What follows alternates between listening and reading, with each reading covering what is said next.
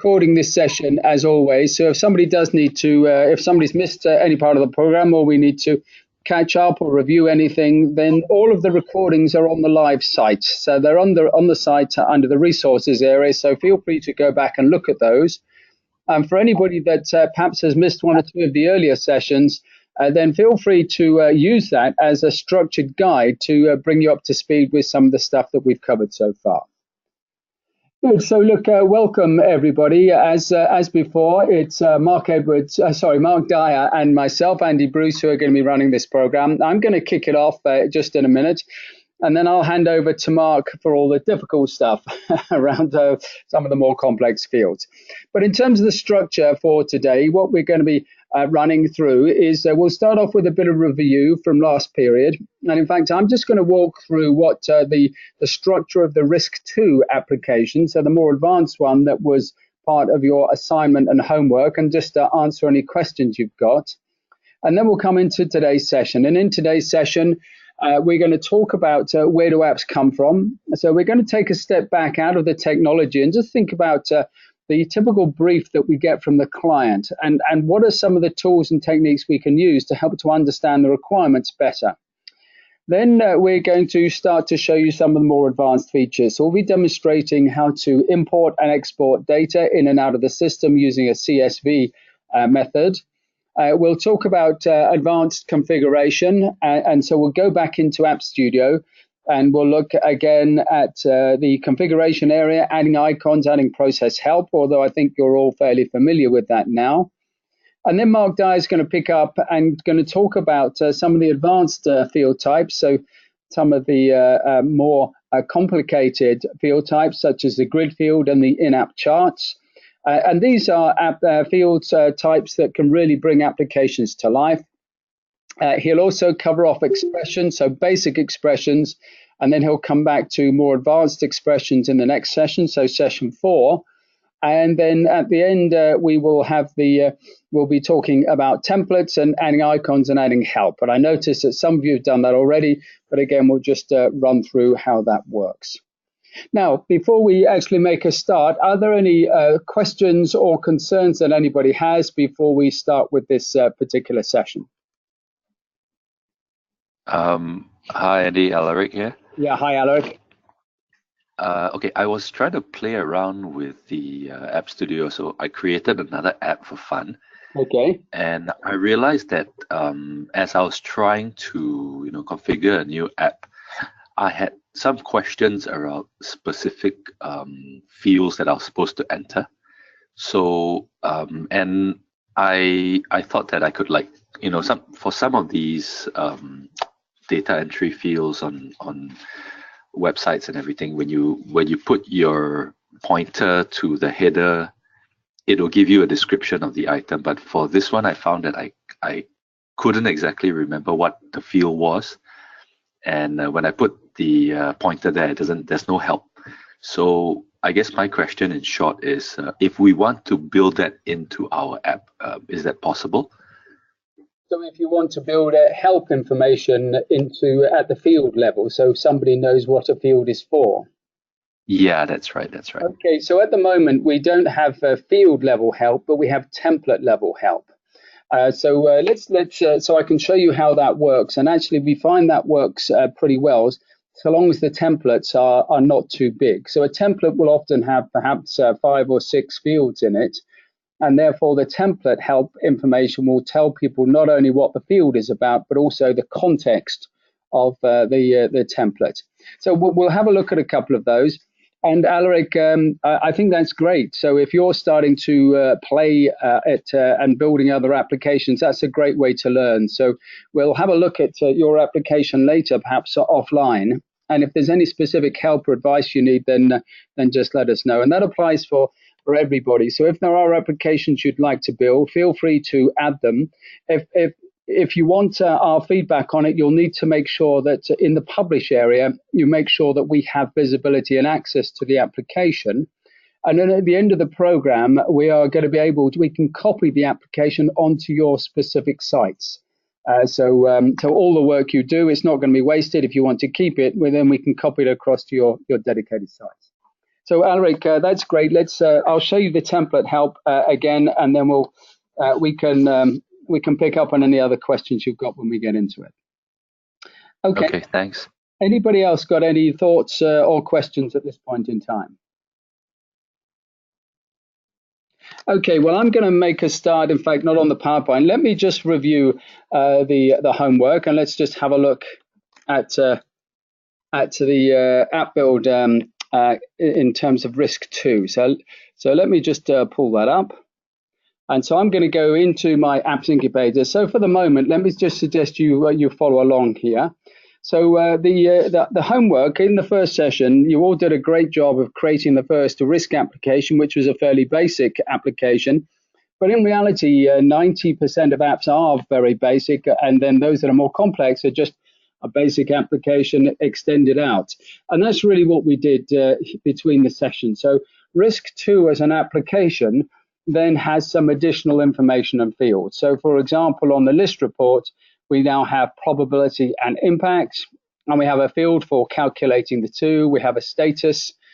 We have our, let me just close this down. We have our impact and so on. So we have more information. And if I drill down into the record, so our demonstration record here, we can see that in the risk 2 application, we have 2 templates. So we have we have 3 templates. One that Mark Dye has added for today. So Mark will explain what this template is for later.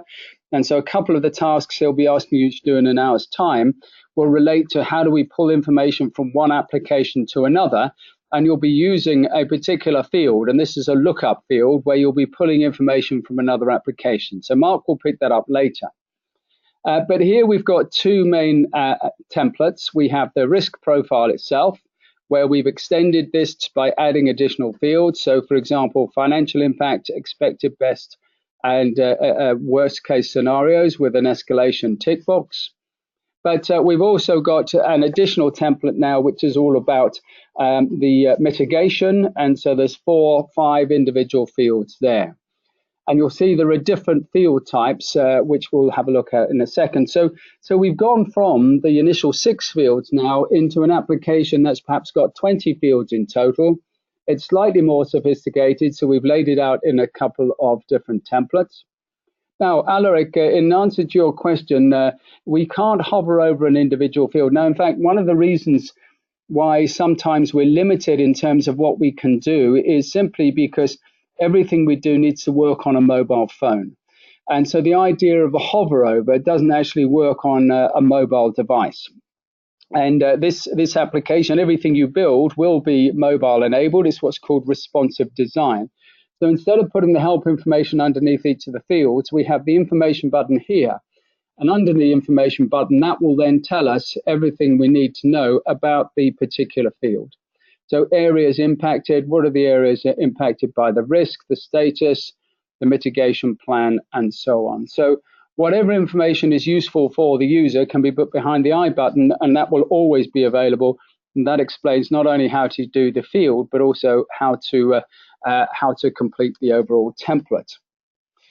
Now, let's have a look behind the scenes. So one of the things you weren't able to see was, well, how did we actually build this? So we kind of threw you in at the deep end and gave you quite a lot of things to think about and work through in terms of getting to risk 2. But let's have a look at some of the basics. So again, this is just a quick refresher on some of the stuff we covered at the last time. So we see here, if we go into the risk 2 application, we've got a number of different field types. So we had areas impacted. We've got company location and name. So these are new fields that Mark Dye has added for this session. And we've got a long text and we've got a text field. Now, if we want to know more about these fields, again, as before, we just click on the help information and that will take us through to the website. And that will take us through to the website in the area where it will help us to understand what the different field types are. So here we have, for example, field types. And we have auto number, bit, date and time, and so on. So there's a lot of help information here that tells you all about the different field types. So think of that. So quite often we would build an application with just text-based inputs, and then you can make it more sophisticated. For example, the date lookup, The long text, the bit field, well, the bit field, well, let's have a look at the help information. What does it tell us about that? And here it gives us, presents a tick box that is either ticked or unticked, and it gives us an example. So again, get into the habit of using the help information. That's always there for you. Now, the more sophisticated fields here that have been added, these are fields that Mark will cover off a little bit later. Now, one or two of you are able to work these out. In fact, George did an excellent job here. George isn't able to join us today, but he did an excellent job of this. And this just shows how two new field types. One is called a grid field. So this is effectively a table or a matrix that you can put into your application, which is very good for capturing data. But also, once you've got data, then just as in Excel, then you can create a graph that works off that data field.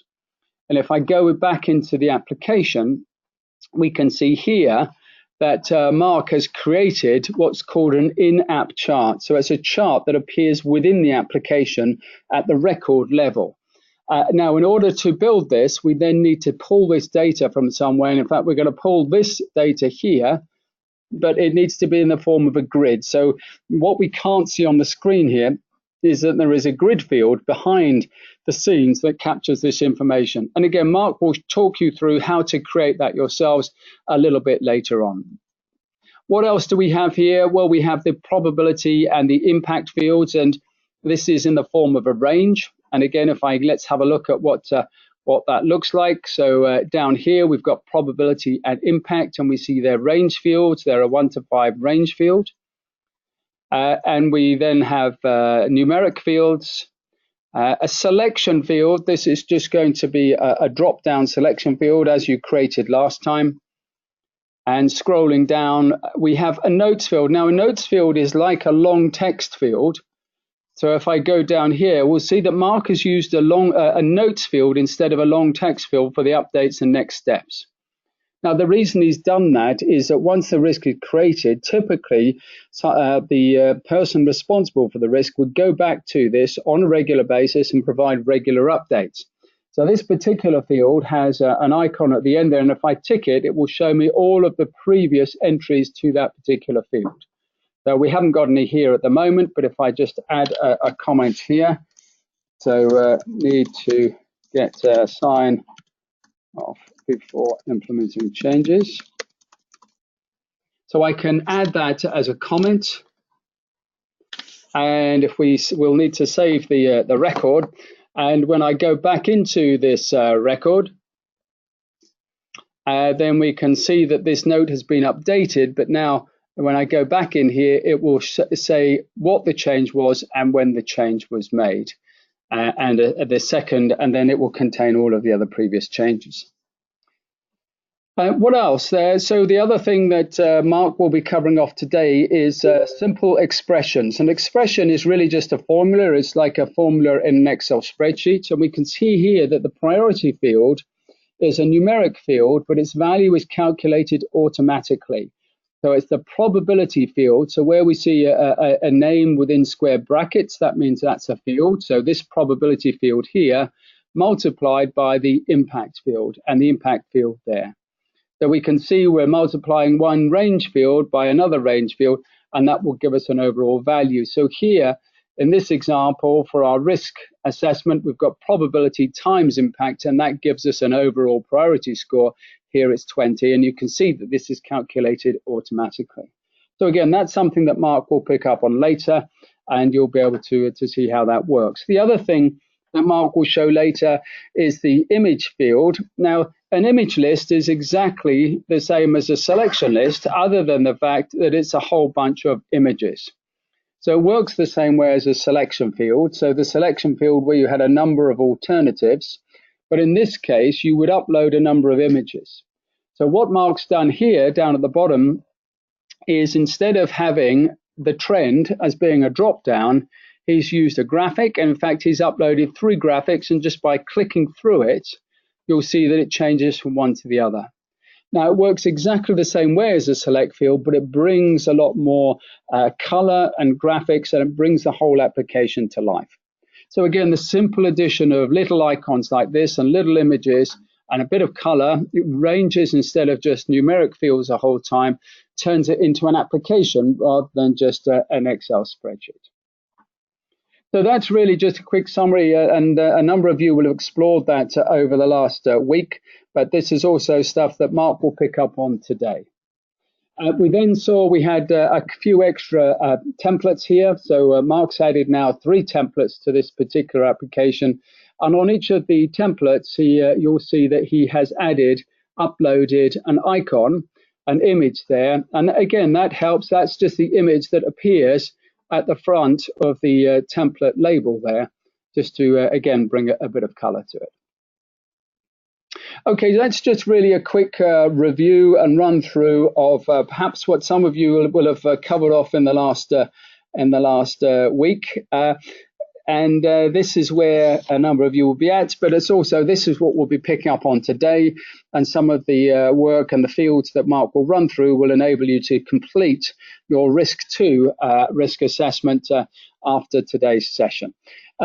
Now, before I get back into the PowerPoint and the program, are there any quick questions on what I've just run through in the last 5 minutes?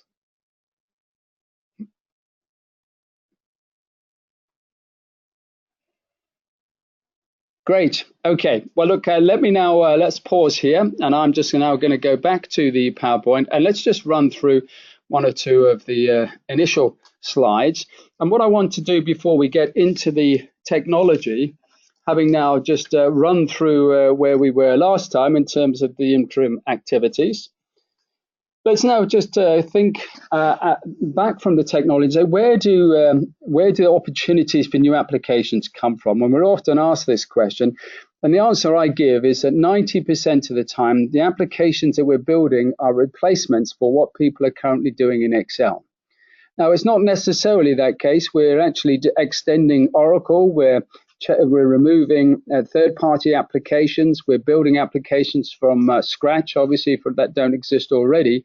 But in a lot of cases, companies have implemented business processes running on Excel. And whilst that gives a quick short-term solution, typically there are a number of issues. And these are often the issues you see. So not consistently applied across the business, not secure or scalable, doesn't provide the necessary executive reports, or people often say they spend hours consolidating these reports. They don't run on mobiles or smartphones. Too dependent on perhaps the one member of the team that's written all the macros to make it work. But whatever the case, whatever the situation, Excel is a great tool for perhaps thinking through how an application or a process might run as an application, but very quickly it falls over. So I would say that in the last year or so, we've developed well over 1,000 applications, and over 900 of those would have been apps that are currently running in Excel. So one of the things to think about in your businesses and perhaps in your client businesses is everywhere you see somebody using an Excel spreadsheet as an application, then that's an opportunity for you to build an app. Now, when you talk to the sponsor, you need to understand the specification or the scope of the activity. Now, one of the best ways of doing this is to create a process map. Now, here's, again, just an example of a process map, and you'll see that this is done in what's called an activity versus role process map, or what's often called a swim lane format, because it looks like the swim lanes on a swimming pool. Down the left-hand side, we have our different roles, so the different people that will get involved in using the application, and then we put the different activities in the swim lane. So we'll see here for the operating board, they will identify and classify critical processes. They'll agree process owners. This is then handed over to the functional heads who identify critical risks, who will then ask the process owners to then assess operational impact, review the summary chart, agree the mitigation plan, and build controls. They'd possibly get inputs from expert advisors, subject matter experts. Once the controls are in place, then the functional heads will review specific insurance needs. They'll perhaps get inputs again from the specialist insurance team. They will then monitor the status, red, amber, green, and escalate to the operating board as required. So again, there's a very simple process. Before you start your work, you might work with the client to try to simplify or streamline the process, but it gives you a really good idea of what the application has to do. But there's a couple of other things to bear in mind here. First of all, one of the things we always like to look for before we start to understand the process is how are you going to know if your process is working? So the idea of a process KPI or capturing what is expected in terms of performance helps us, in fact, to give a measure in terms of, well, how much can we impact that by building an effective application.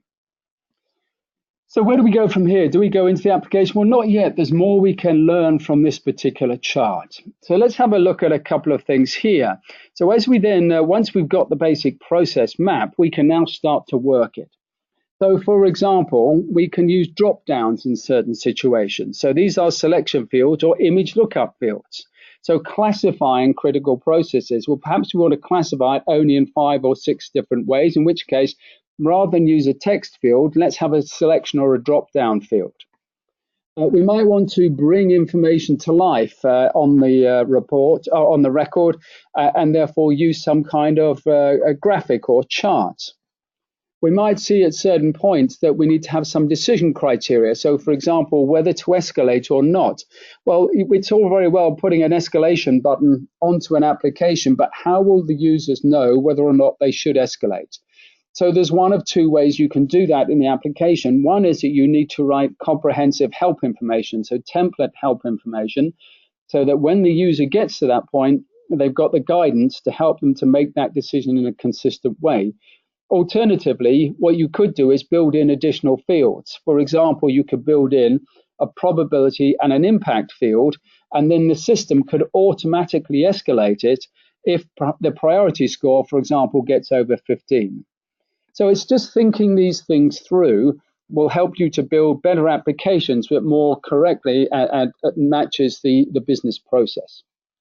You'll also see here that every time the process moves from one group to another, and this is called a handoff or a handover. And this is an opportunity for workflow.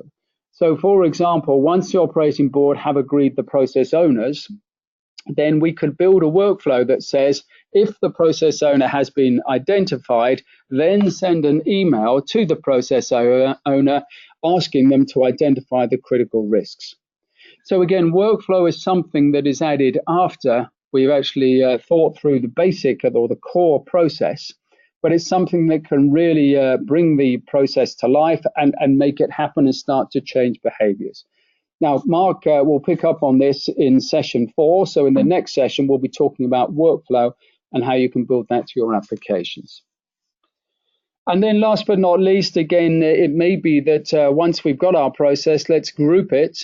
And so this natural grouping could reflect, for example, how we might want to structure it in terms of templates and forms.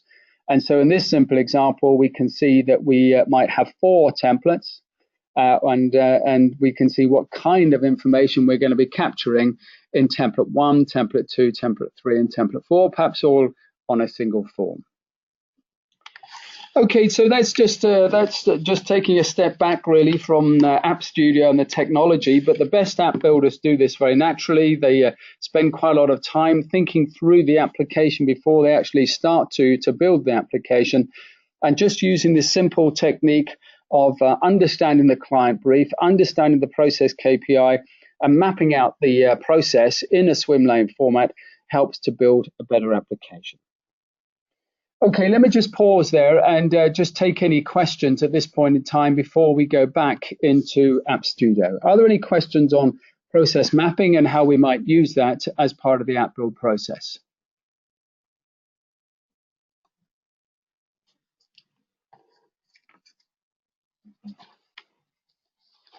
Okay, good. Well, hopefully everybody is still with me.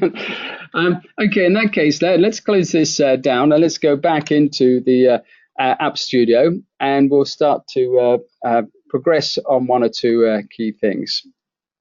So where do we go from here? Well, from here, we're going to go into the data migration. So I'll be talking about export and import.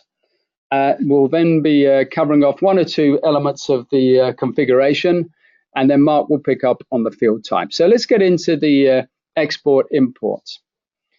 So how do we get information in and out of the platform? Well, one option is simply to allow users to import or enter data directly into the fields. For example, in the team field here, it's called HR. What if we call it? We can perhaps change that to human resources. So allowing data input directly into the screen is one option. And if I hit the save button there, then that will automatically save my record. The alternative, though, when we've got large pieces of data, is to enter data either through the quick edit capability. So by clicking on the button in the top left-hand corner here, it will make this screen editable. So again, I could automatically change this perhaps to another team. And you'll see that by without leaving this particular screen, it is automatically updating that record. And if I refresh this screen now, we'll see that it has now moved that particular record into the finance section. So using the inline edit or the quick edit capability is one way of updating records very quickly. But the alternative, when we've got large pieces of data, is to use the export import process. Now, to do this, we first of all start with the export, so we can then just highlight whichever records we want to export. And for the moment, let me just walk you through this for the next couple of minutes, and then we'll give you a few minutes to have a go at updating your records yourself. So step one is just to identify the records I'm going to be exporting. Then use the ellipsis menu at the top right here, we can then export the data. Now, the data gives me two options. It says, do I want to export only the report fields, or by default, do I export everything to CSV format? And if I click on the tick button there, you'll see it's giving, very quickly downloaded my data, and it gave me the option to download the Excel file. So I click on the Excel file here. So if I don't manage to get to the notification on the screen, we just click on the notification using the bell in the top right hand corner. That's downloaded my Excel file. So what that does is it takes all the data from the fields or the reports, the records that I've identified, and it packaged them up as a CSV file, and it's now downloading that and it's opening it in Excel. Now you'll see here, as I open it up, then there's two things that are critical in terms of the information that we have and in terms of the ability to then import this back into the system. First of all, in the left-hand column, so in column A, we have the unique identifier for each of the records. Now, that's important because if we're going to update any of the information, and we'll update some information in a second, then the system needs to know when it pulls the information back in, which record do I apply the changes to. The second thing that's critical is on the top row, you'll see other than the left two columns there, the top row, it also specifies for each of the columns the field name. In other words, which field do we put the information into? Now, the only two, so the left-hand column, column A, is the identifier for the record. And something we'll come on and talk about in session 4 is if this is a child record of a parent record. So, for example, if you have a project application and you've linked in your risk as a child application to your project application, then it would also contain hierarchy data. So it would also say, well, which record is this a child record of as well? Now here we've got a number of fields that Mark has added that don't yet have data in. If I go along to the right, then we have more information about the expected best and worst case scenarios. And we have a lot of information here that also talks about the different groupings. Now, let's say for the moment we wanted to change this from operations to ops, and we might have, let's say, 100 fields to change. Well, this is just a very quick way of doing it. So we can now just update the information there, and I can save this particular record, and by saving this record, it's captured that updated file all ready for me to re-import. Now, a couple of things to consider. Obviously, the team field here is a text field, so I can write whatever I want in this. But if it's a lookup or a drop-down field, or a selection field, sorry, then we need to make sure that the data we put into the spreadsheet meets certain parameters. So, for example, here we have red, amber, green. We couldn't, for example, type in the word orange or type in the word purple. It would be ignored by the system. But that's essentially the essence of getting information out. We protect the left-hand side in terms of the left column, so we don't change the record ID and we don't change the field labels. Now, one option we've got is also, if we want to add a number of records, we can add records underneath this. So, for example, let's just add a record here. I'm just going to copy one record for demonstration purposes. But of course, I've taken out, on the left-hand side there, I've taken out the record identifier. Now, if I save this particular spreadsheet now, what it should do is it should import all of the records back into the system. It will change the name that I've given to the operations risk records, but we should also see that we've duplicated one of the records. And this bottom record here should be duplicated. And this is the title we've given is too many projects. Well, why don't we change this to not enough resources? So, and again, we can update the information quickly on Excel, and then that's ready to import. Now, once we've done that, we can now go back into the application, and effectively we can reverse the action.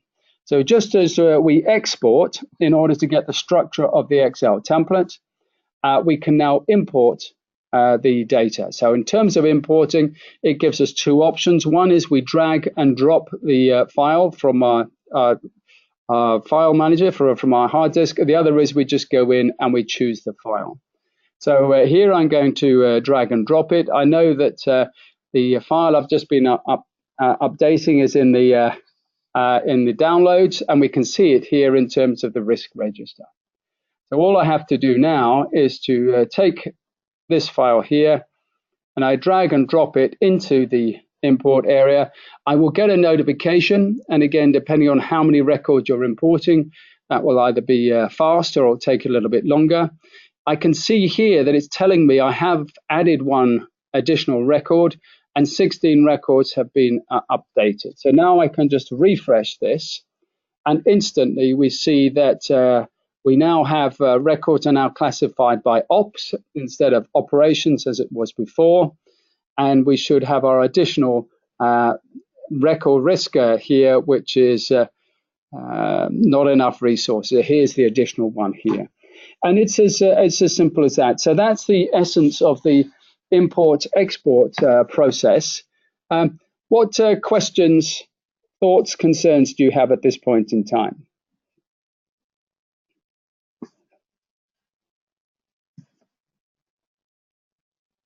Nothing from me, thanks. Okay, well, look, let me suggest we just have, let me just give you 5 minutes just to practice that whilst we're all together.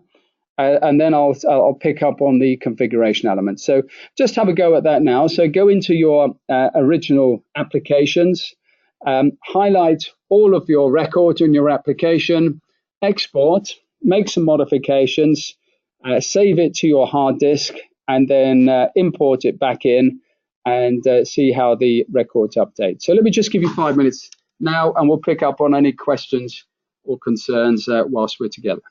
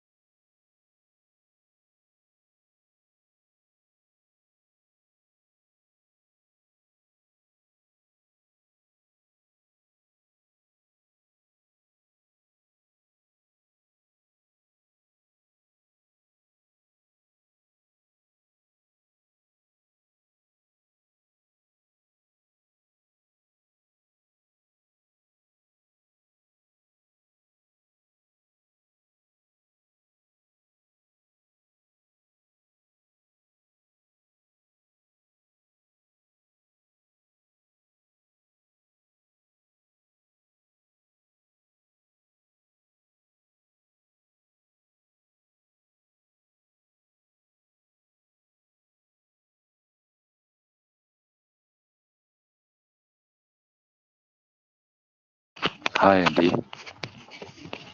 Hi Can you there. hear me? Yes, I can. Yeah. Yep. Okay. I'm at the page and I'm trying to export. Yes. So I click all the records inside. I click on the export button, put it as CSV, and I tick the checkbox. All it says is export job requested, but there's no prompt that says it's asking me to save anywhere, and it isn't saved anywhere, so I can't seem to find it. So can you help me to see if there's anything wrong with Yep. I've just got my app? earlier. So Oh yeah. So if you're gonna get the on-screen notifications, you need to have desktop notifications enabled for the browser. So what you do is if you click on this is for Chrome. I think this is similar in most browsers. If you click on the site information here, you should see an option called notifications. Notifications, okay. Check that that's set to allow. Okay, I'm on Internet Explorer, and let me see, where does it come under? which version of IE are you operating on? IE, hang on, let me check. IE 11. Okay. But in the Bell area, yeah. So Alaric, the other option is that in the under the bell icon in the top right hand corner. Right. If you click on that, that will tell you you'll have all your notifications there. The bell icon. In the top right hand corner of your screen. Okay. Yeah, I saw that. I've got 1, 2, 3, 4 requests to export. Well, hopefully one of them says click to download. Okay. And that's another way to always get to your notifications. So yeah, if the notifications aren't turned on your browser, then you can always get to them there, but you just need to go and look for them. Still isn't downloading though. Let me try that again. Export. Yeah. And it will always be the latest one will always be the one at the bottom. The one at the bottom. And it's okay. Now I get it. Yes. And it should say exporting data from your app, and then it should just say click to download. Okay. Yes. Okay, got it. Thanks. Okay, no problem. We'll just give you another couple of minutes on that, and then I'm going to highlight just a couple of additional items. Separate question altogether, Andy. Sorry. No problem. Yeah, I wanted to get onto the do the assignment RIS2, which I didn't do. I have to confess. But where do I get all this information from? Like, how do I know what I'm supposed to create in RIS2? What are the fields? What are the titles? What are the labels? Okay, so hopefully, Alaric, when you go to the Launchpad, you're able to see the RISC-2 application that we've created. Right. Now, if you are you able to, can you just confirm that you're able to see that? So are you able to see the RISC-2? Are you able to see the RISC-2 that we have on the screen ourselves? RIS2. Okay, let me see if I can get that. And actually, if you just type in RISC, yes, I can. RISC-2 should show you this screen that I've got here.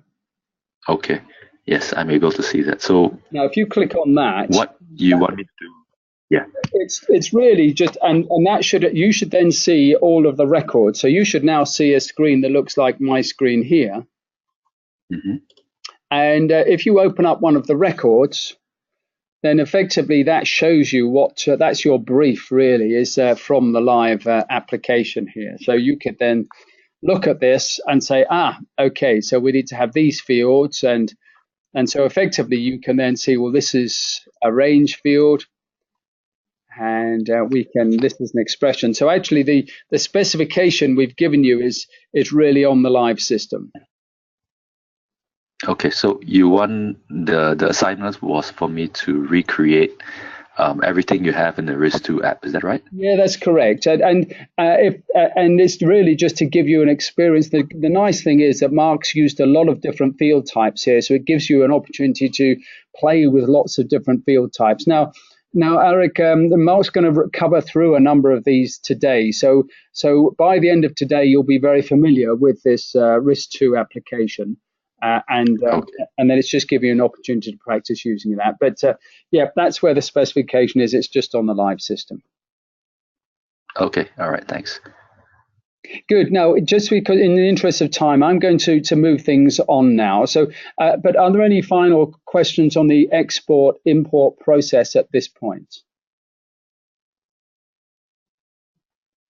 Okay, well, look, the final thing that I'm going to do before handing over to Mark at this point is that I'm just going to come back and take us back to a couple of tabs on the App Studio. So if you just look at my screen for the moment, again, it's just a couple of reminders. And that's to say, first of all, on your applications, in the Overview tab, it should give you a checklist down the right-hand side. Now, anything that is a status amber or a status red suggests to us that we need to look at it. And certainly if it's status red, we need to take some kind of action. Now we can see here that we've got number of unused template fields is 1, and that's at a status amber. Now that is only amber because it may be there's a good reason why I need to use it. And in fact, Mark will explain this later, that he's created a field, which is a hidden field that he's using to do calculations, but it doesn't need to appear.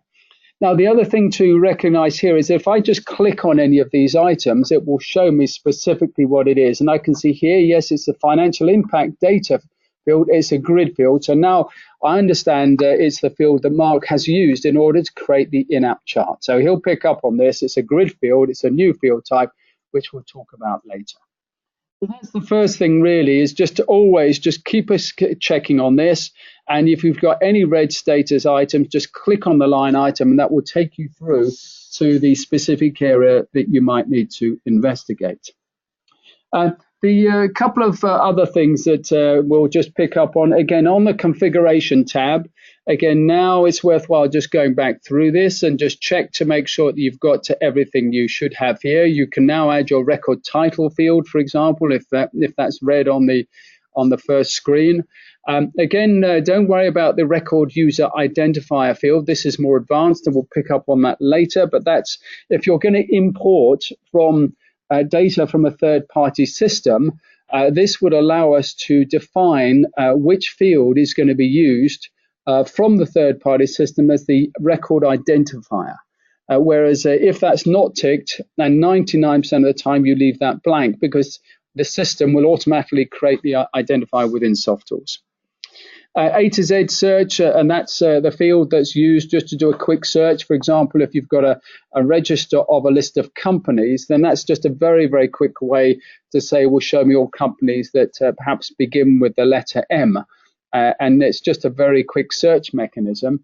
And if it's used, again, in the top right-hand corner, it will just appear as the A to Z up here in the top right. So it's just a very quick search mechanism. Icons, so the application icon, we can add the publisher details and icons, developer icons. Settings, we said we're going to forget. That's coming out at this element. But the final thing you might want to do is to click on the help enabled. Now, this is, again, we won't cover off a lot of this in detail, but if you tick on the help enabled, then in the bottom right-hand corner, there will be an information button. Now, at the moment, it's not available to me. So if I click on that and if I put my name down as the subject matter expert, and I can upload some resources, but for the moment, if you just put the tick and the subject matter expert, then in the application itself, and let me just refresh my screen, then in the bottom right-hand corner, once my screen refreshes, will be a little information button. And that will just here, so we see the information button, and that will just give the user a little bit more information. So we now got the name of the application. We've got the icon as appearing in the description. We can see what category it's in, who the publisher is. but also we've got the subject matter expert. And later on, we'll show you how to add help information so we can then create quite a sophisticated help area. For example, it might explain to the user, it might have a video, or it might have frequently asked questions, or other resources, learning resources, which help new users to understand how to do a risk assessment. So that will update the configuration tab. So get into the habit of just scanning up and down that to see if there's anything there that needs to be updated. And I think this the other thing that we were going to talk about before handing over, and I think most of you have done this already. If I go into the configuration tab, then we'll see here that we have got some help information. So here you'll see, and in fact, there's a little bit of bold, putting bold on and taking bold off. But again, information, which is for the help text at the template level. So if I go back to my application and I go into the tab called, if I go into my tab called mitigation, this is where we see the help information. So mitigation, what is the mitigation plan? What event will trigger it? What are the next steps in terms of management of this risk? And if I just want to add to that, what is the deadline? Question mark, and we can just update that. And then next time I come into this area, then the user will automatically see that updated help information. Whilst that's reloading, again, just to point out, this field on the right-hand side here, or this little icon here, will allow us to add a translation. So we could, for example, convert this into perhaps French, and we can then put the different value for that. And so that if somebody has chosen French as their preferred language, then the information here would appear in that local language. So again, it's a great way of having a standardized application, perhaps running in the standard English business language or whatever language is your default, but it allows the local user to see the help information in the language that's most relevant to them. Okay, let me just pause there. In fact, there was just one other thing that Mark has pointed out, and let me just go back to the Excel import, just to pick up on one other piece of information here, and that is that, as Mark pointed out, there are one or two fields where you need to be careful about using the correct formatting for the information. And two of the common ones would be, for example, a bit field, where the escalation field is a bit field. The answer to that needs to be either true or false. And for the date field, there's a very standard format for the date field here. It is year, month, and date, and then the time zone. Now, for me, the easiest way of doing this, and the reason why I nearly always export at least one record first before importing, is that it just shows me what the standard structure and formatting for each of the field types is. And so now I can very easily just copy that across to the other cells, and then I can update the data here if I need, knowing that I'm going to be maintaining the correct format. Good. Okay. Well, look, let me pause there. I'm going to hand over to Mark now to pick up on some of the more advanced field types and show you just how you can really bring your applications to life with things like the in-app chart here. Any quick questions before I hand over?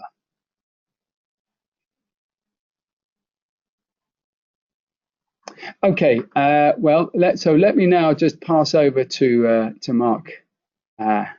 Mark Dyer. Actually, Mark Dyer is appearing as Mark Edwards, but trust me, it is Mark Dyer.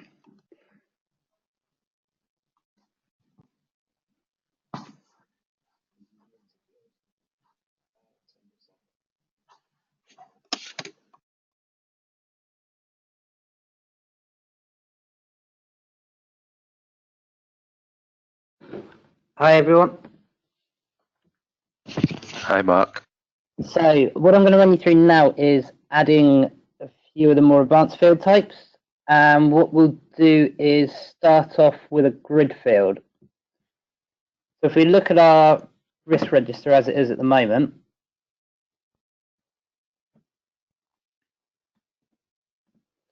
There are a few fields I've got here for capturing the financial impact. And here we could have the worst case, maximum it's going to cost, the expected, and then also the least value impact that it could be. What I'm going to do is take those three fields and place them into one field that's a grid field. And I'll give you an example of what a grid field looks like first. We come to our KPI app.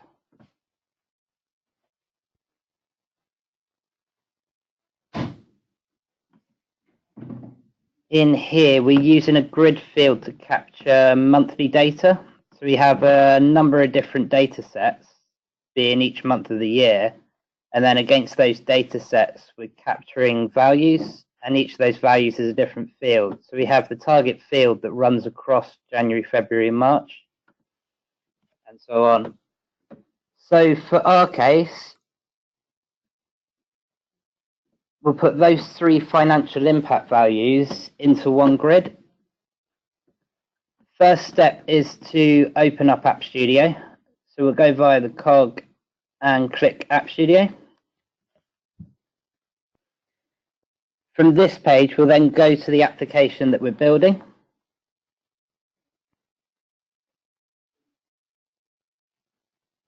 And from here, we'll click on Fields and Add New Field. So if you'd like to get to that screen, let me know if anyone needs a bit longer. Okay, good.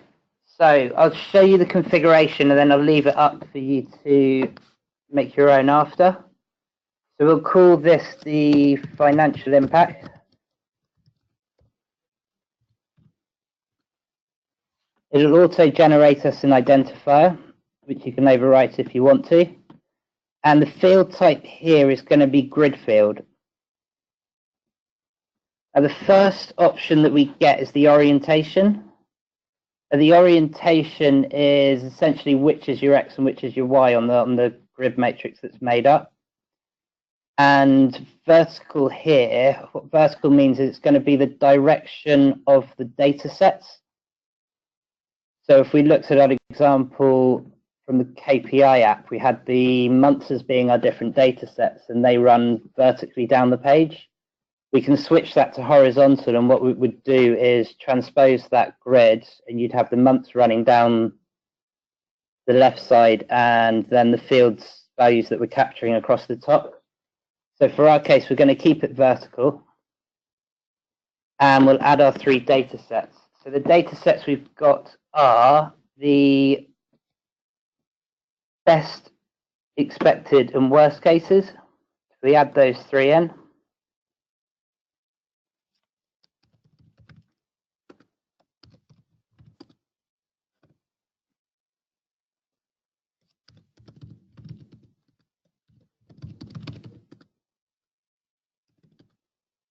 And here, the display order that I'm adding is the order that they're going to appear either left to right or top to bottom down the page.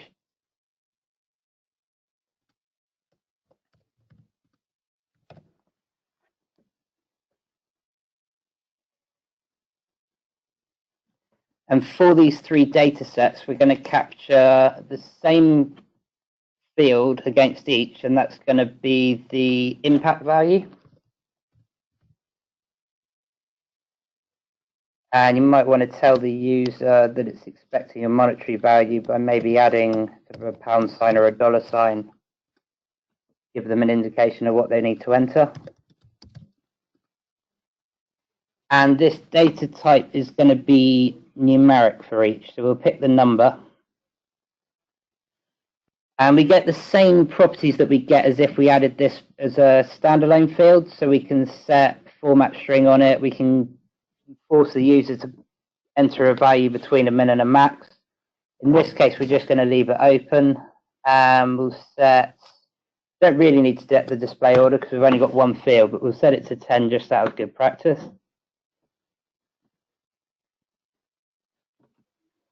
What this then does is after we click on done to add these, it creates each of the cells. So we've now got 3 cells in that grid where we can enter the financial impact for the worst expected and best cases. So if I leave this one up on screen, you'd like to replicate in your own apps? Let me know if anyone needs any help. Hi, Mark. Sorry, Alaric here. Can you scroll up to the? Sorry, I missed out on the front part. Could you scroll up so I can see the items that you've added for this field? Thanks.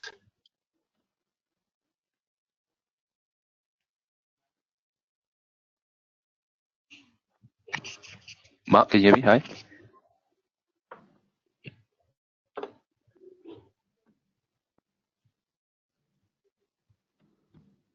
Hello.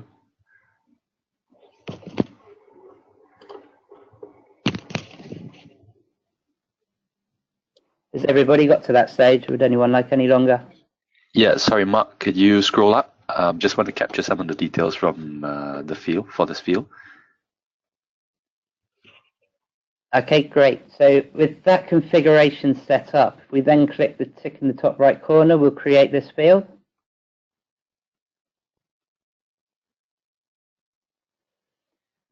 And in order to see the field on the app that we're building, we'll need to add it into one of the templates. So what I'm going to do is add this in at the bottom of the template here so we can see it.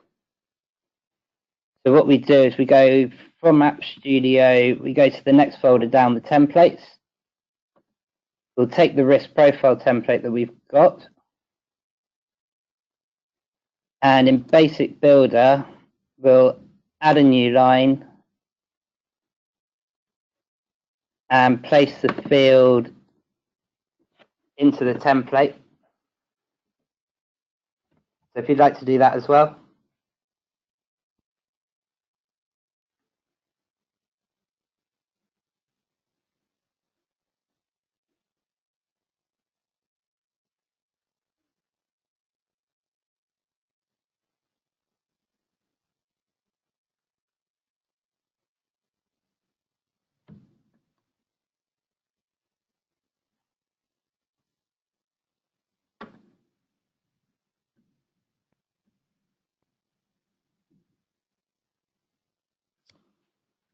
I've just had a note through from Vince and someone trying to ask a question. So, Alaric, were you trying to ask a question there? Yeah, but it's okay. It's okay. I'll catch up on this at the end when I watch the video. Oh, sorry, I can hear you now.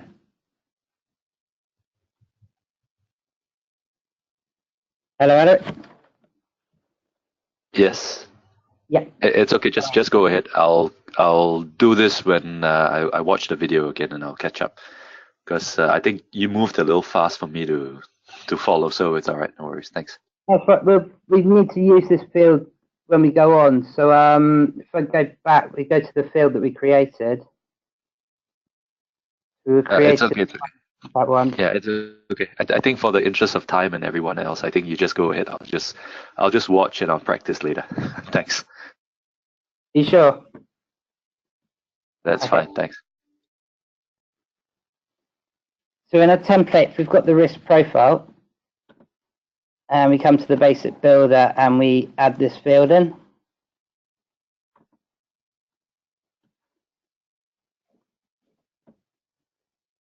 And then save.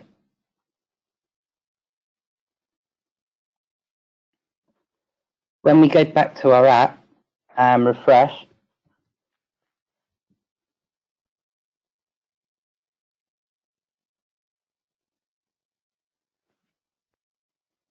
what we have now is the same 3 fields, but the layout's slightly different, that they've been placed into this grid.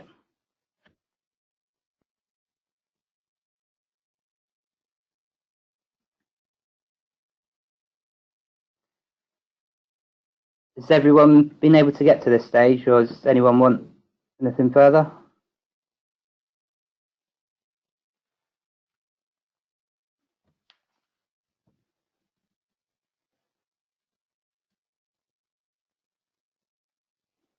Okay, great. So that's a grid field.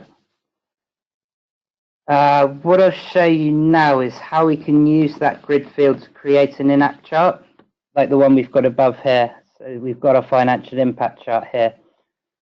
There's two stages to this. First, we have to configure the reports, and then we'll put the reports into a field. So if we come back to App Studio,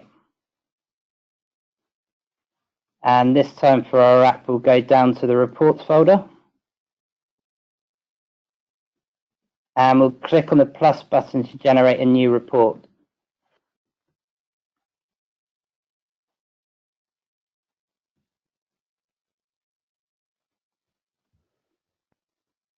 So a report here will be the financial impact.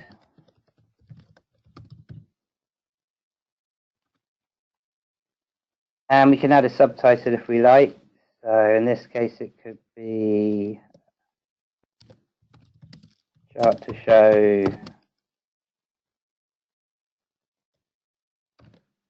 expected best and worst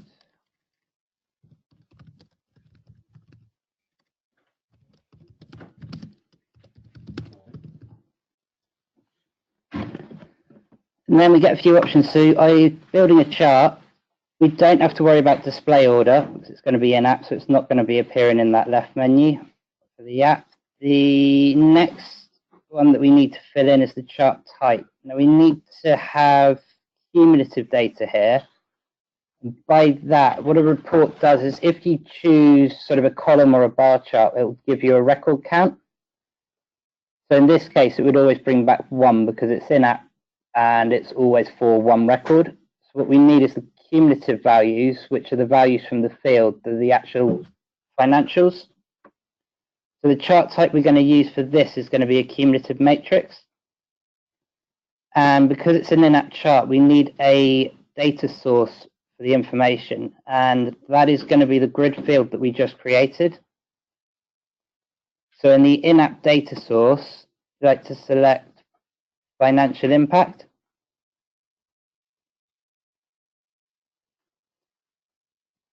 If everyone would like to get to that stage, I'll give you a couple of minutes to get there. And let me know if you've got any questions.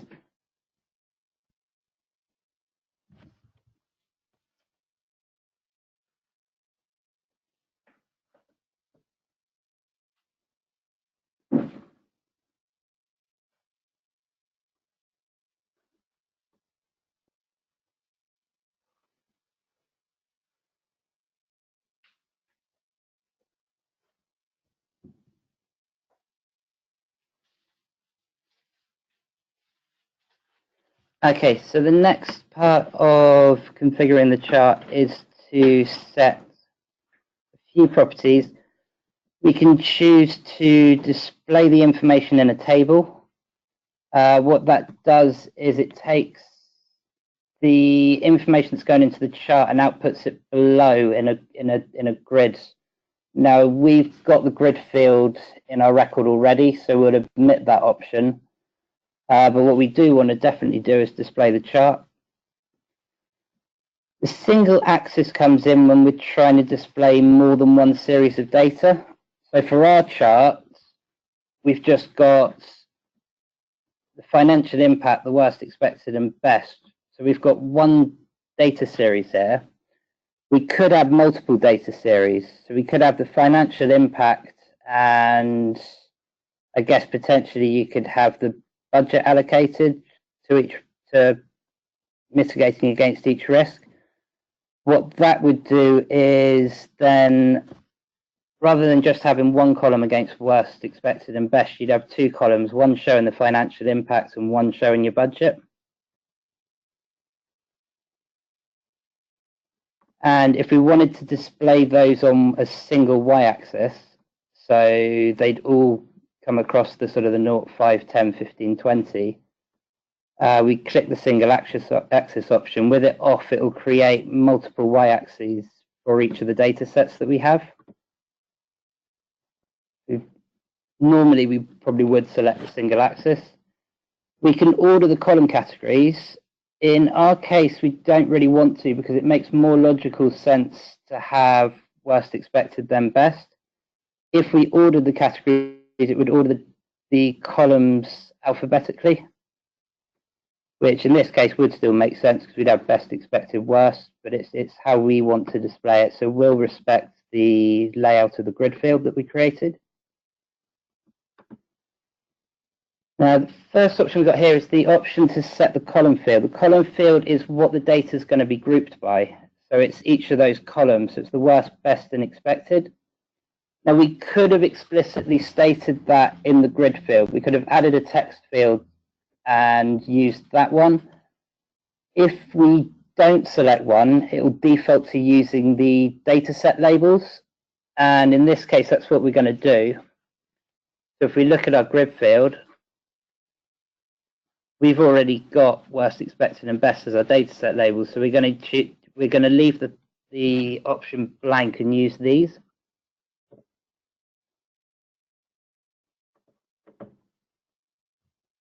What we do need to do is tell it which data series we're going to use. So if we add a data series, this is going to be where we say that we want financial impact to appear on the chart.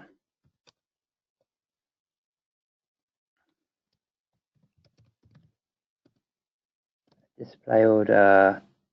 It's, again, we're only adding one data series here, so the display order is not that relevant. But if we have multiple series, we could choose which order they would appear in within that single column.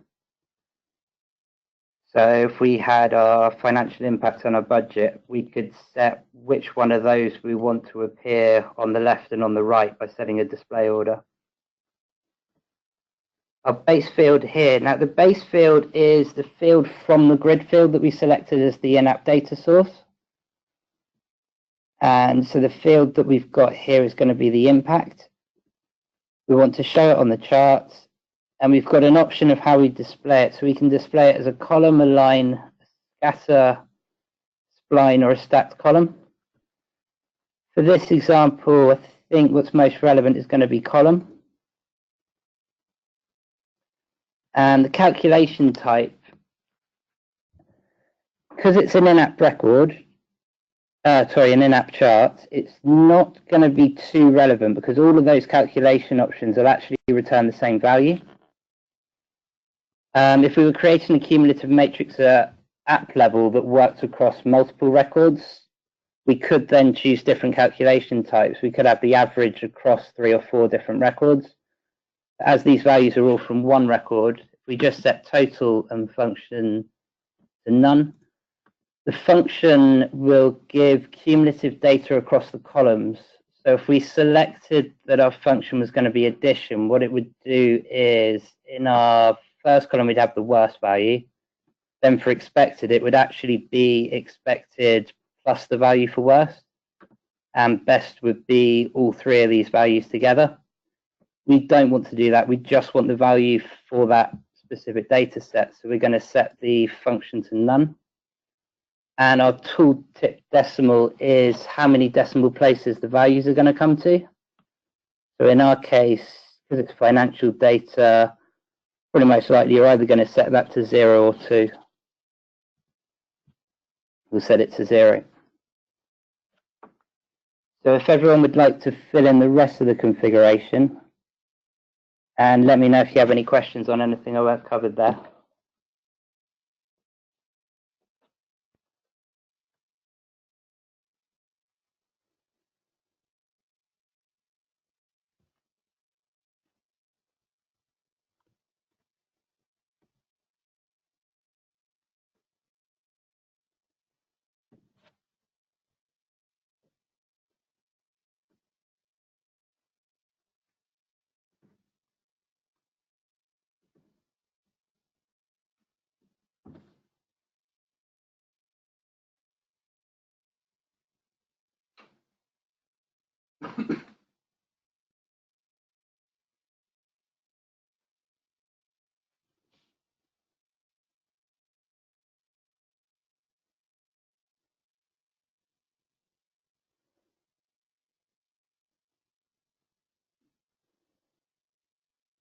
Has everybody been able to complete the configuration?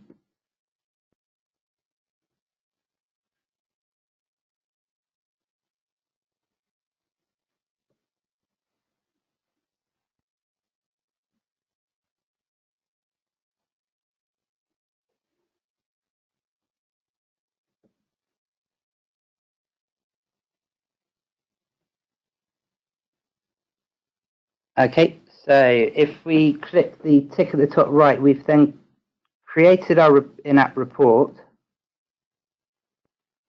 But what we need to do now is find a way to put that report onto our form and make it appear in the record.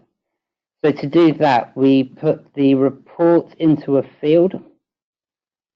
So from our App Studio menu here, if we click back to fields and click the plus button, we can then create a field to put this report into. So our label would be, the label doesn't actually display, so it's more a reference for yourselves.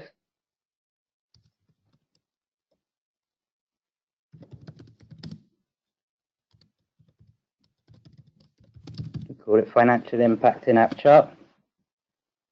The setter ID and the field type here is an in-app chart, and that will then give us a list of the reports in the application that we can choose from, and we can choose the chart that we created. If everyone would like to create the field.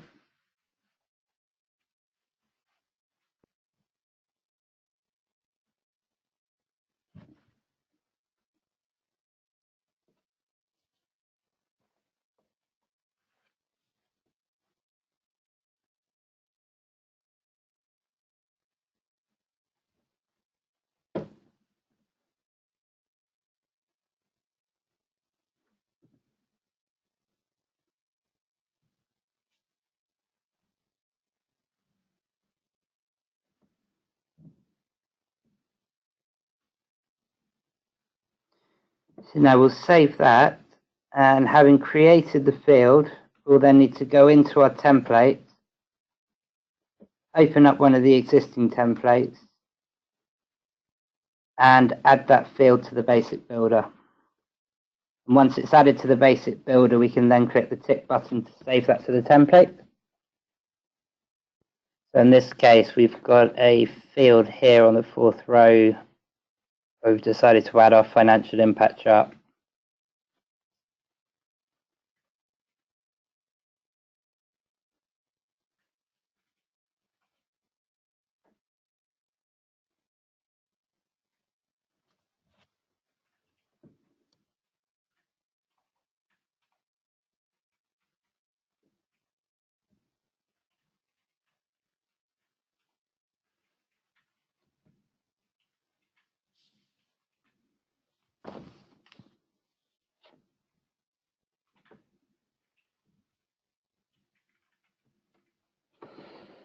So once that's been added, if you go back to your application and refresh the screen, you should now be able to see the charts in your record.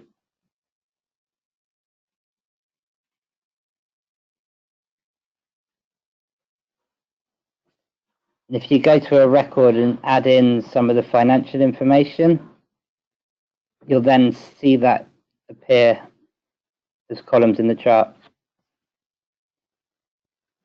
You will need to save the record after adding the values.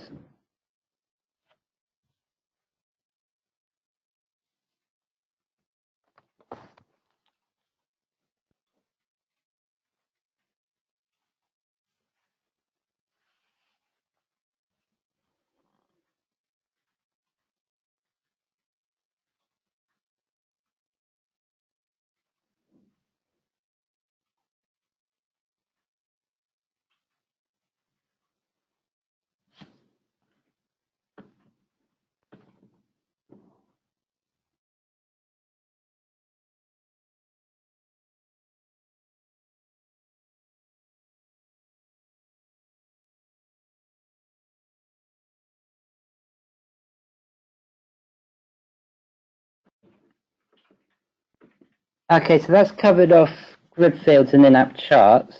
Does anyone have any questions at this stage? Nope, thanks. Okay, brilliant. So what we'll do is we'll move on to another one. This is the image list that Andy was showing you earlier. So the image list we've got on our risk register is to add the trend. This could be kind of a weekly review field that they go in and they see, say, what the trend in the risk was on the previous week. So it may be that it's remained static, it may have improved, or it may have got worse. So if everyone would like to go to App Studio and go to the Fields folder, we'll click on the plus and create a new field. And this field is going to be the trend.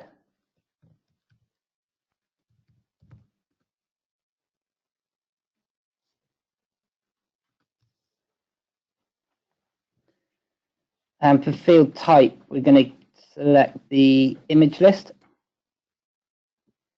And it'll give us similar options to when we created the selection. We'll need to give it a list of images to cycle through. For this field, what I'm going to do is we're going to use the one that we have created on here. So if you select from the image list and select trend, that will then give the 3 images that we can see here. So the amber right arrow for static, down red arrow for worse, and up green arrow for better. In terms of configuring the image list, it is similar to the selection field. If you click on the edit option next to the list, it will bring up how this is being configured. So before, what we had was we had a title, a value, and a display order. The only option that you need to add extra is to actually set which image is going to appear. So if I open up one of the options that we've got here, we've got the user-friendly title for it, the value that's going to be stored for the field, and then the image that we want to appear when that selection is made. And the display order is the order that those options are going to cycle through.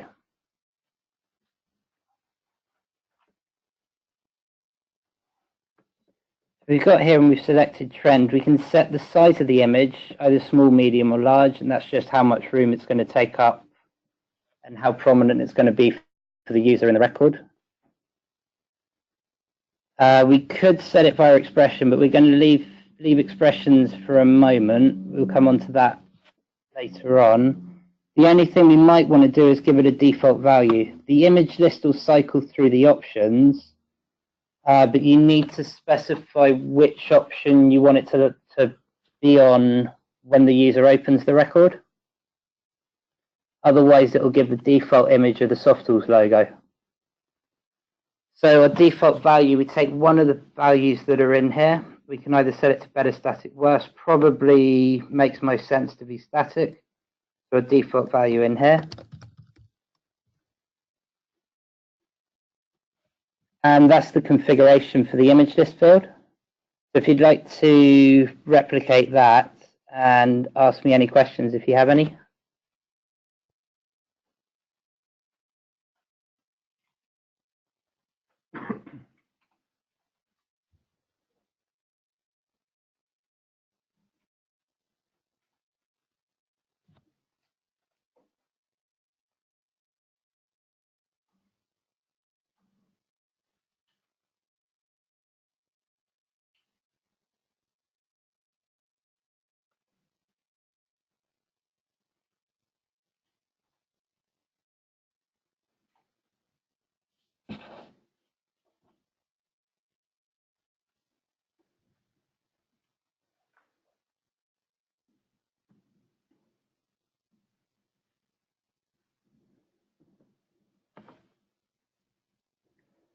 And if everyone's got to that stage, if they then click the tick in the top right corner, create the field. I've already got it created, so it's telling me that identifier exists. But when you click the tick, it will create the field. And again, we go back to a template, pick one of our templates that we've got, and add that field to it. And then once we've added it to the template, again, we save.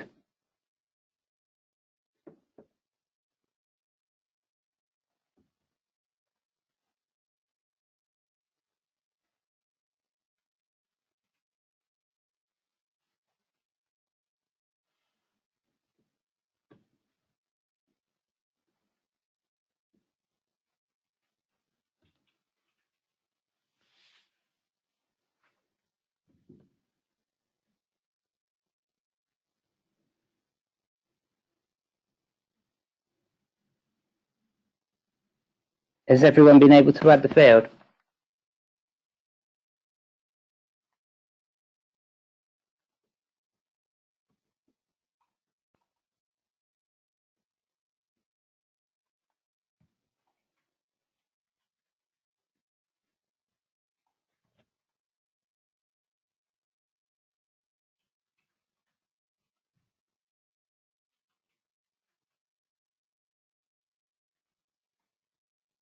Okay, so having added that field to the template, if we go back to our risk register and refresh the page,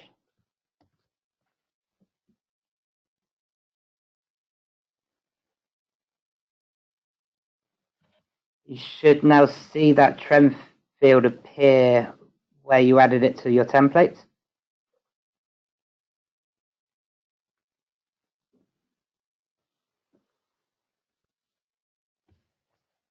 So there's one more field that we're going to cover for advanced field types, and that's a lookup field. What a lookup field does is it takes its values from another application. So if I open up the Launchpad here, I've created an app which is called the Company Lookup. And this is a basic application with 5 or 6 fields that just captures the profile of the company. And what we're going to do for our risk is we're going to assign the risk to a company by taking the data values from this app. By that, what I mean is if we come to our risk app,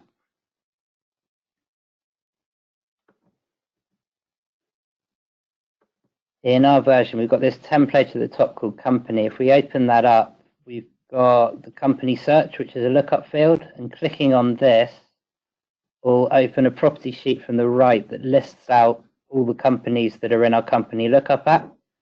We can then select one of these, click on the tick, and it will populate all of that information from the information that was in our company lookup app.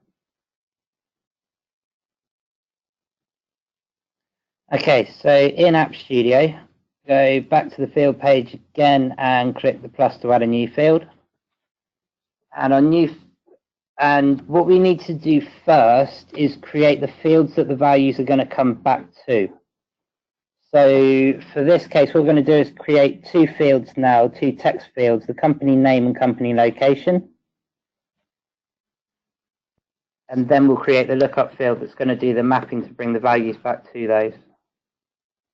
A risk app, first off, create the company name. Company name,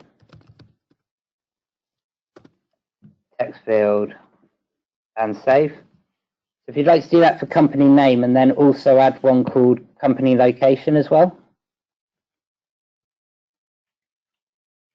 And let me know when you've been able to do that.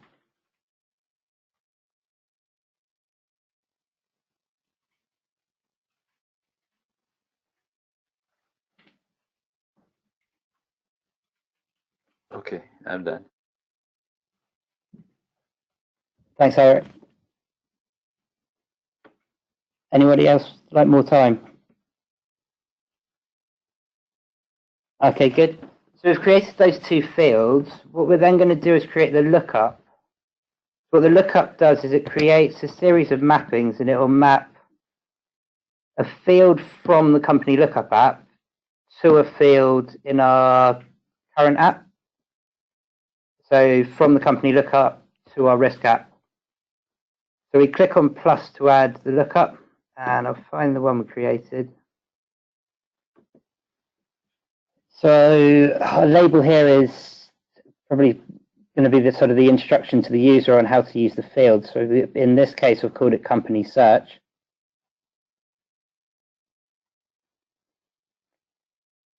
And then the field type is going to be the lookup.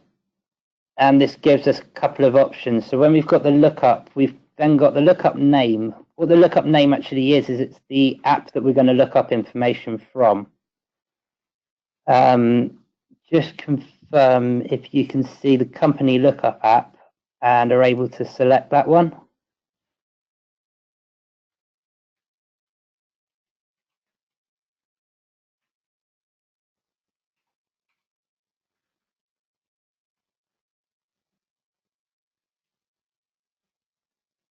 Yep, I'm in. Brilliant. We've then got the option of setting the lookup search fields. The search field, it's a way of applying a filter as we perform the search. In this case, I've set it to the company name. What that means is that if I was using the lookup and I was to start typing a company, then use the lookup, it'll filter the list down on the company name to only the companies that contain that text. So for our case, we're going to set that to company name, and the filter that's applying there is on the company lookup app.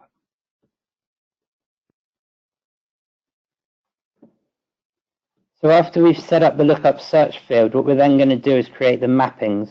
For this case, we've just created the name and the location for now.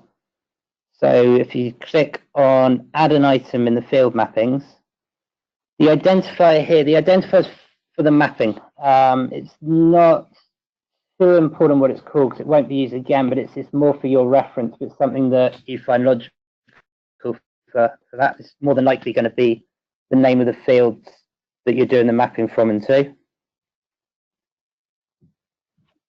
And then you've got set the parent field and child field. The parent field is the field from the lookup app. So this is selecting a field in the company lookup. And the child field is picking which field in your risk application that value is going to come back to. And again, that's going to be the company name. If you'd like to add company name and company location as two different mappings.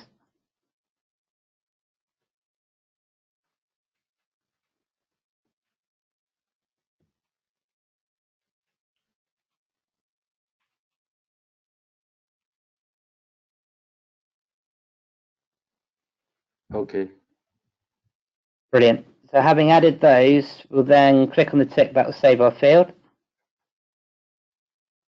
Our case we've already created, so I'll go back. The clicking tick will then take you back to the list of fields. And again, we'll go to template. What we'll do this time is create a new template to put it on. So if you click the plus button and call this template company or company profile, whichever you think is most logical to appear at the top. We can add a bit of help text. In this case, it may be use the company search field to populate the company profile. And we get the option of adding a template icon if we like. If you want to, the one I used on here was, find the right one, I believe it was support 9.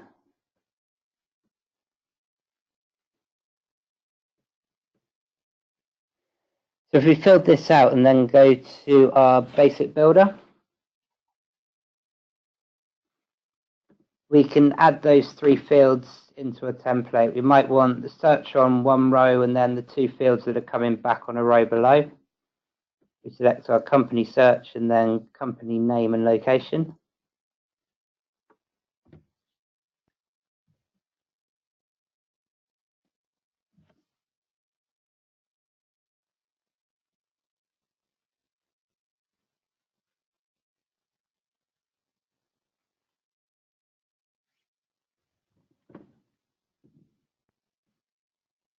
If you've been able to add those, if you then click on the tick, that will create your template. Sorry, Mark. Quick question. Yes, sure. I see in your app you have the company location in column 2. Yes. When I add mine, it comes out as a third row instead of a column. So sorry. How do I get the second column to appear? So potentially what's happened, if you go to your list of fields and look beside name and location, Okay. you check if they're typed text. Okay, hang on. Let me just have a quick look. There's certain rules on certain field types that mean they have to span a page. Some are allowed in their own columns, some have to take up a whole row. Okay, so I have company name and location both in text format. They're both text. Yeah. Okay. So on the template, it may just be need to, for that row, change the number of columns here. You can set two. Okay. That should be the second column. Okay, that's in templates, right? Yes. So the company, so sorry, probably lost that one. So if you click the plus and add a company template. Okay, add the plus company template, is it? Yeah. Okay, company template. And then in the basic builder, you can add 2 rows. First one with 1 column. Second one we can change to 2. And then in the first cell we can add our search, and the second and third add the name and location.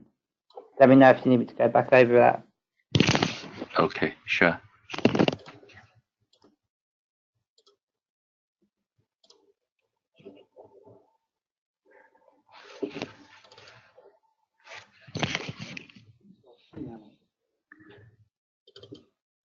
Okay, yep, I have it, thanks. Okay, brilliant. So if we've got to this stage and then click on the tick, that'll create the template.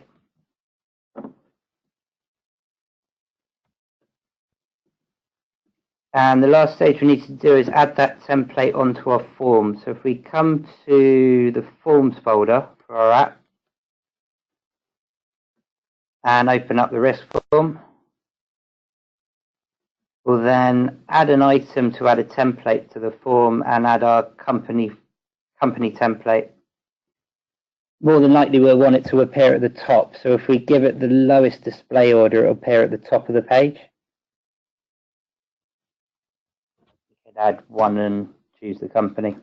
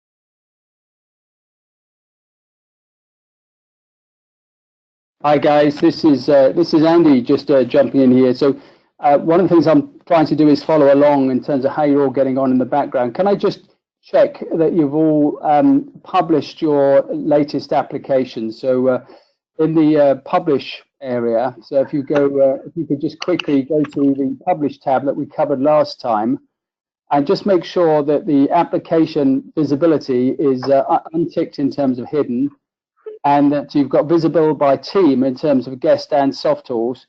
And then if you could also make sure that the edit access rights are open to Softools as well. And that way we can just follow along with what you're doing as you're doing it. Great. Okay, thanks. I'll pass back over to Mark now to pick up where we were.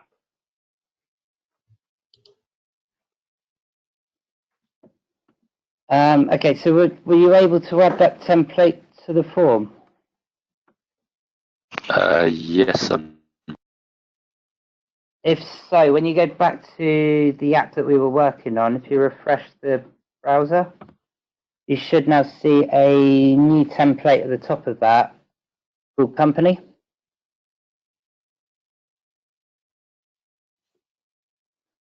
Which contains the lookup fields.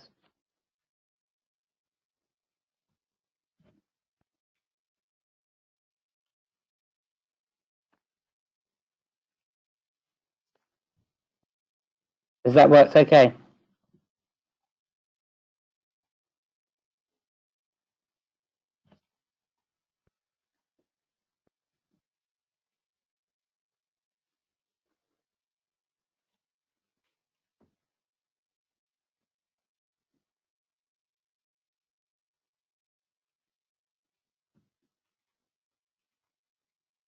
I think mine's a little messed up because I didn't do the middle part. So, but it's okay. Just go ahead.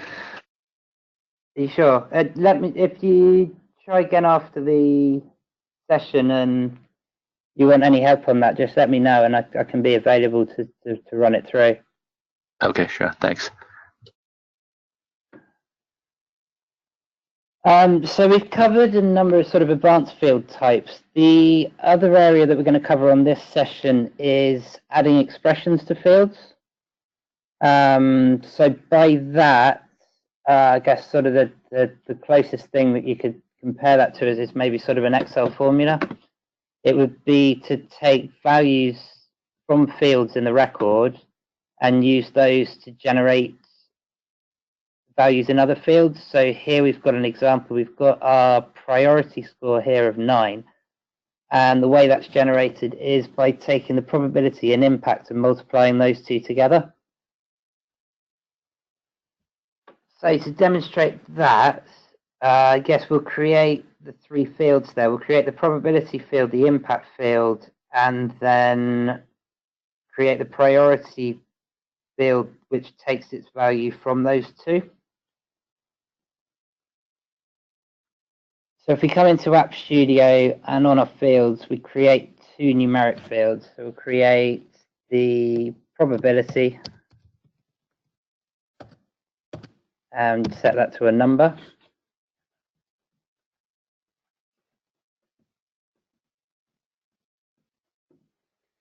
And if you'd like to create that one and also another one that's a number field called impact,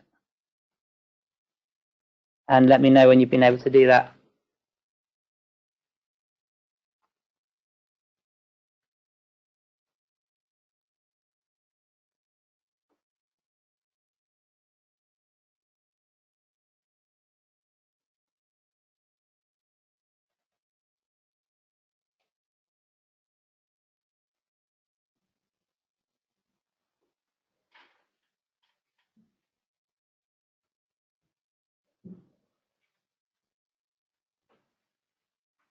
Okay, I'm done.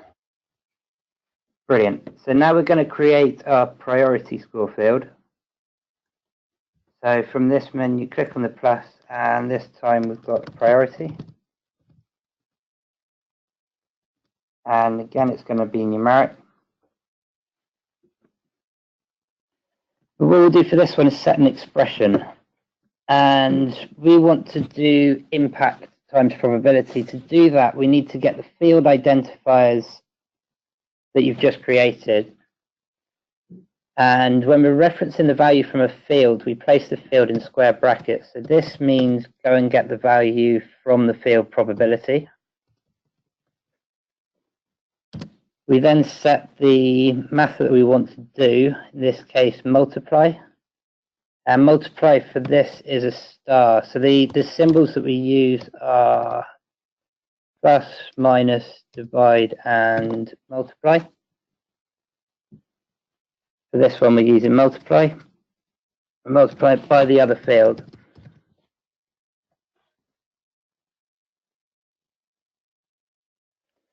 Quick question, Mark. Yeah, sure. Does the uppercase and lowercase matter? If let's say I spell it out as probability but with a lowercase p, does it have to really align with the way I named my field? Yes, it will do. The IDs are case sensitive. Okay. And if there's a gap between the multiply, does it matter, or should I remove all the gaps? No, it's fine. You can actually lay it out as you want. We could even put a space there. It'll still, when it reads the expression, it'll shrink it to take out all the white space itself and still run the expression. So you could in terms of laying out the expression, if it makes more sense, put the logic on multiple lines or add spaces. It won't affect the calculation. Okay. All right. Thanks.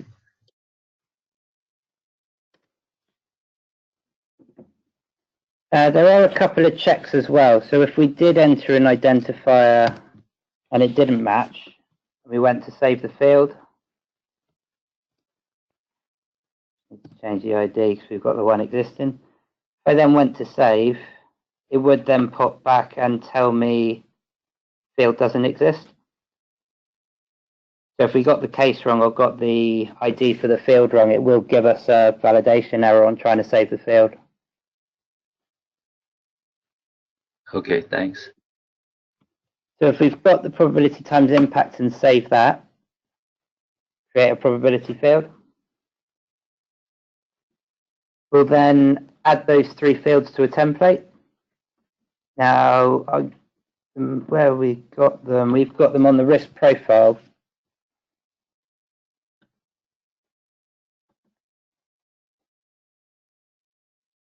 So if you'd like to add probability, impact, and priority to the template and save it,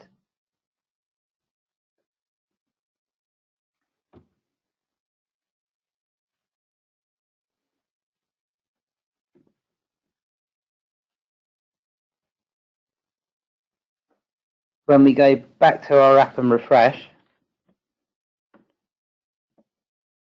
we could then see those three. And if you enter values into probability and impact and then save the record, you should see that the priority is set automatically.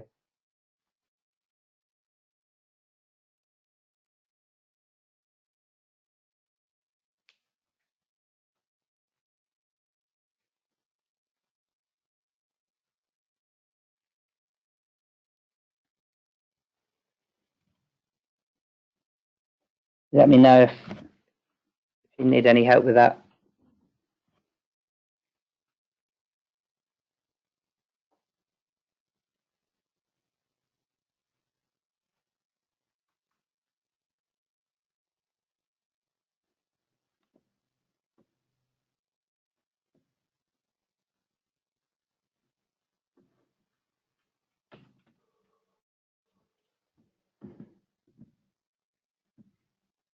Okay, so what I'm going to do now is just refer to our support area quickly. In support,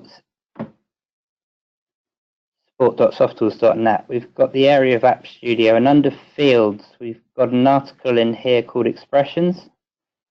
This shows you the flexibility that we've got in being able to set values in the record without having the user to put every value in. We've got string expressions. We've got functions that can take system values. So on every record, we stored who created it, when it was last updated. We can use those to put values into fields on our records. We've got the if-then, which we'll cover now. And if you look through the article, there's a number of different ones. So we've got date-related aggregation. So if we had a sort of a two-tier app structure with a parent and a child, we can pass data between the two. What we're going to do is the if-then. So we'll do that to set the color on the status field. In App Studio, create status.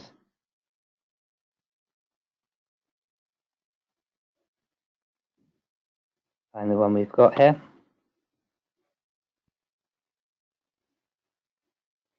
If you set the label and the ID to status and set the field type to be a multi-state,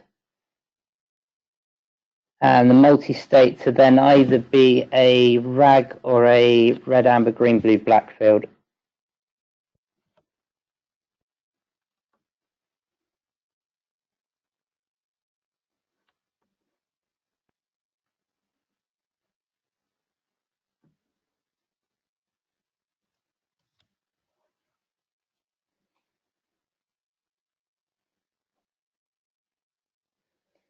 So what I'm going to show you is how to build up the expression that's in there to set the status based on the value in the priority field. If it's greater than 15 or equal to, it'll be red. Greater than equal to 10, it'll be amber. Otherwise, it'll be green. To start off with, the if statement takes 3 parameters. It starts off with, we need the logic. So our logic is going to be that the priority field is greater than or equal to 15. A second parameter, we set the value if the logic is true. So if it is greater than 15, we'll set it to red. And I put those in single quotes because the value stored for a multi-state field is a text value. If it was a numeric value, you wouldn't need the single quotes. So that's a value if it's greater than 15, and the third value is the value if false. So if it's not greater than or equal to 15, we could say that it's green. What we've done here is to take that one step further and have a nested if statement.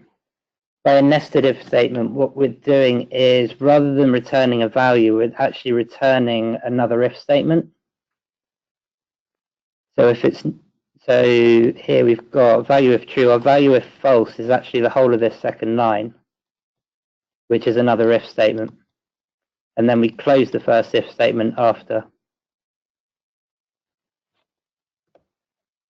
Just to clarify, all of that highlighted is then our third parameter for the first if statement. If you'd like to add the logic that's in here, and then click to save.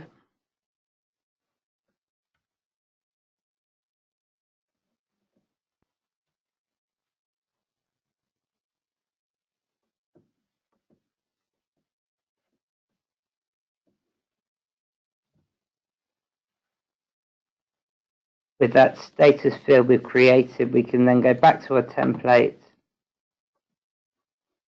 add that field to it, and save the template.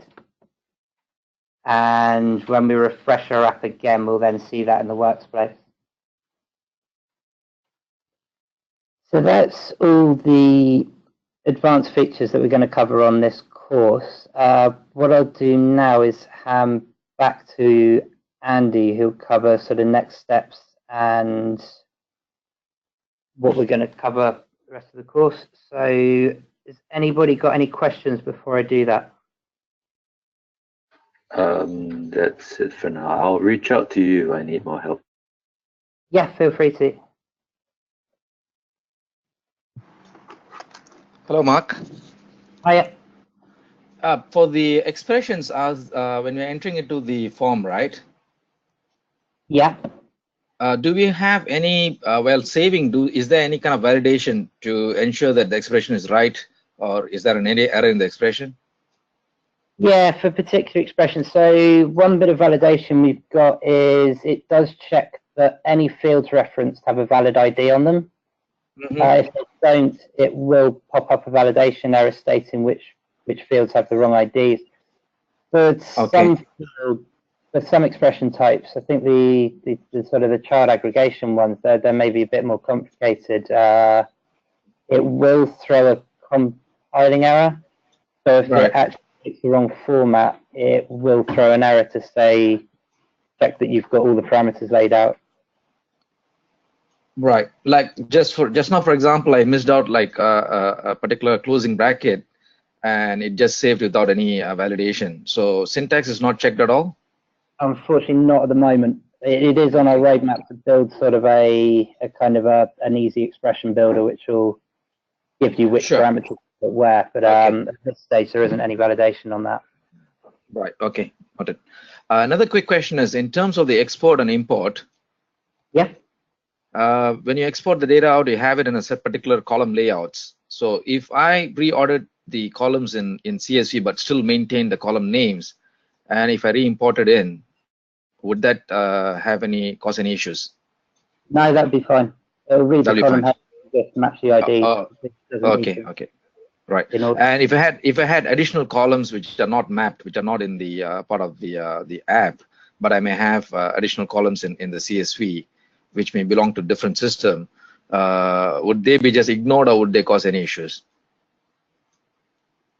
Good question. Need to check. I believe they would be ignored.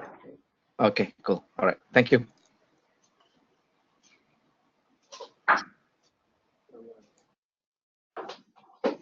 Great. Mark, do I have control back? That's your volume, yeah. Great. Okay, so look, we've just getting some feedback there as we switch from one machine to the other. But so Mark, thanks very much for that. So that's a bit of a whirlwind tour through some of the more advanced features, and we're so we're conscious that it's already I'm sharing. You should see it on yours, actually. So I'm conscious that we've covered a lot of ground fairly quickly. We always have some people who are way ahead of us and some who would like just a little bit more time. So again, the objective in the next week is just to give you an opportunity to perhaps go into the support area, as Mark was suggesting, and reading through some of the new field types, reading up on some of the expressions. But really, it's just one step at a time. It's just basic building blocks as you go. So where are we going to next then? Let me just, hopefully you can now see my PowerPoint slide again. Let's move on to, let's see if I can move on. Okay, just a reminder then. So the objective is to have a look at the risk2 application that we have on the system. Again, Mark's now covered off all of the key fields, key functions, so you should now be able to create this in its entirety. So have a look at the risk2 application, have a look at the fields. Can you replicate that in its entirety? And then particularly building the in-app chart using the grid field that we've covered off today. Any questions, look at the support area, but also send us an email or just give us a call at any point in time. I think the second thing is then at the portfolio level. So you should now be able to create the Monte Carlo chart. It's a more advanced chart, but with the expected best and worst case scenarios. So the three new fields you've created today, you will be able to create that as an output. And if you're not sure what it is, again, just you can Google that. But it's effectively looking at the profile of either risks or the upside in terms of the opportunities. Okay, and once you've done that, again, get back into the support environment, perhaps add template icons to your application. Mark's just covered through how to set simple expressions, just copying field data from one to the other, multiplication, but also using a simple if-then statement. So there's some good examples of that on the support site. And I think that's pretty much it for today. I think one of the things that I noticed was on a couple of your applications, as you're developing your work, in order to be able to see it, and this is critical, in order to see it, you do need to have at least one report live. So just make sure you've got a list report on each of your applications, and then you'll be able to see it and add real data, and that's a good way of testing it. Great. I think that's it for now. Any other thoughts, please feel free to email them through, and we'll see you on the call again at the same time next Tuesday. Okay, thanks very much, everyone.